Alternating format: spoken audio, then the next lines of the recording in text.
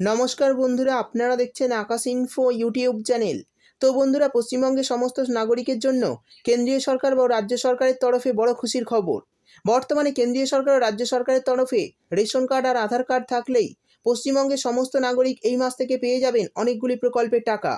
মহিলা ও পুরুষ সকলেই পেয়ে যাবেন প্রতি মাসে ১,০০০ টাকা থেকে ১২,০০০ টাকা পর্যন্ত। তো বন্ধুরা, এইসব প্রকল্পের সুবিধা পেতে কি করতে হবে, কারা কারা পাবেন প্রতি মাসে ১,০০০ থেকে ১২,০০০ টাকা পর্যন্ত, সেই সমস্ত কিছু জানাবো আজকের ভিডিওতে। তাই বন্ধুরা, ভিডিওটি একটু স্কিপ না করে পুরোটা দেখবেন। আর ভিডিওটি দেখার সাথে সাথে যদি আপনি আমাদের চ্যানেলে নতুন এসে থাকেন, তাহলে ভিডিওর নিচে যে সাবস্ক্রাইব বাটনটি আছে সেটি ক্লিক করে চ্যানেলটিকে সাবস্ক্রাইব করে দিন।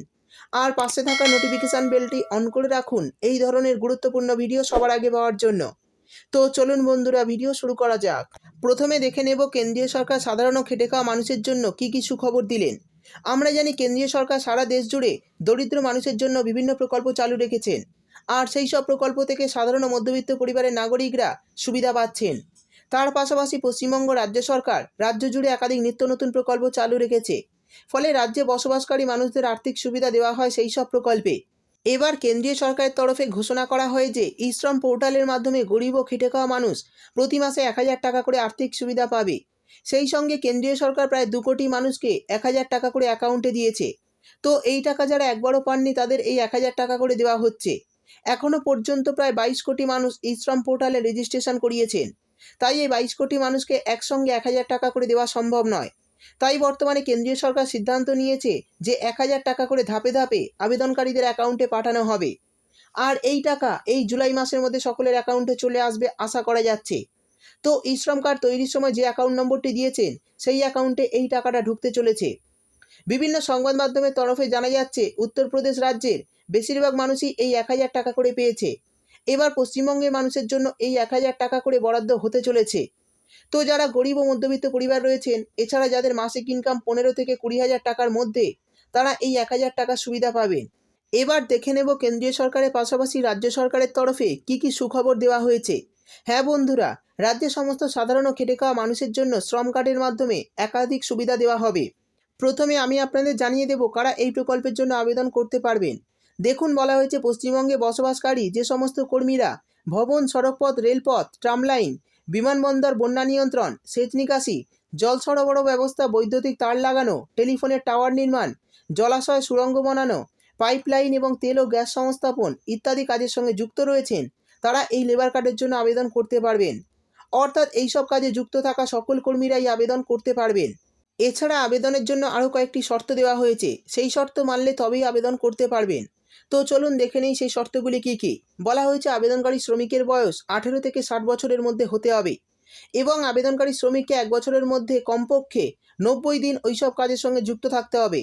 অর্থাৎ ৯০ দিন এইসব কাজ না করলে আবেদন আপনারা করতে পারবেন না। এবার জানিয়ে দেব লেবার কার্ডের সুবিধাগুলি কী কী। দেখুন, প্রথমেই বলা হয়েছে দুর্ঘটনাজনিত অসমর্থতার জন্য ২৫,০০০ টাকা পেয়ে যাবেন সরাসরি ব্যাংক অ্যাকাউন্টে।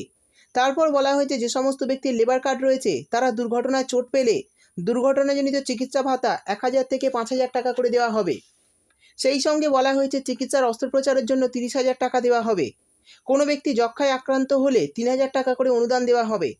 এরপর বলা হয়েছে নির্মাণকর্মী মারা গেলে মৃতের পরিবারকে ৩০,০০০ টাকা আর্থিক সাহায্য দেওয়া হবে। তারপর বলা হয়েছে নির্মাণকর্মীর কর্মক্ষেত্রে দুর্ঘটনায় মৃত্যু হলে ১,০০,০০০ টাকা অনুদান দেওয়া হবে মৃতের পরিবারকে। কোনো কঠিন রোগের চিকিৎসায় আবেদনকারী এবং তার উপর নির্ভরশীল সদস্যরা প্রতি বছর ১০,০০০ টাকা করে পাবেন।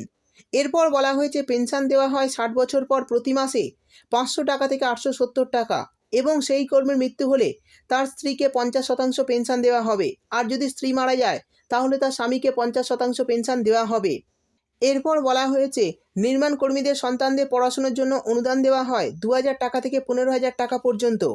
তারপর রয়েছে গর্ভাবস্থায় নির্মাণ কর্মীদের জন্য ৩,০০০ টাকা আর্থিক অনুদান দেওয়া হয় মহিলা নির্মাণ কর্মীদের। মহিলা নির্মাণ কর্মীদের দুর্ঘটনাজনিত গর্ভপাতের জন্য ৪,০০০ টাকা দেওয়া হয়। মৃত্যুর ক্রিয়াকাজ করার জন্য ৩,০০০ টাকা দেওয়া হয় এবং যন্ত্রপাতি কেনার জন্য কর্মীদের ১,০০০ টাকা দেওয়া হয়।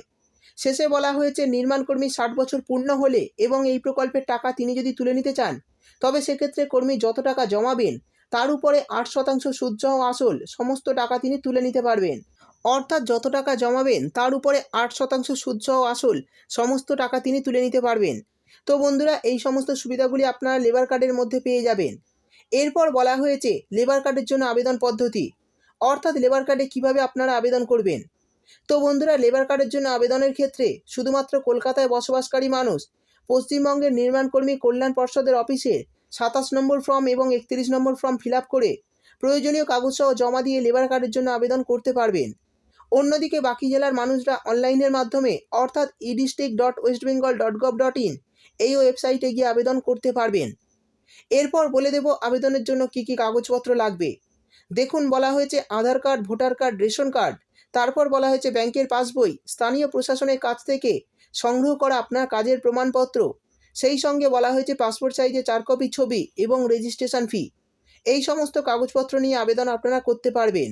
তো বন্ধুরা, এই বিষয়ে যদি আপনাদের কিছু জানার থাকে তাহলে অবশ্যই কমেন্ট করে জানাবেন।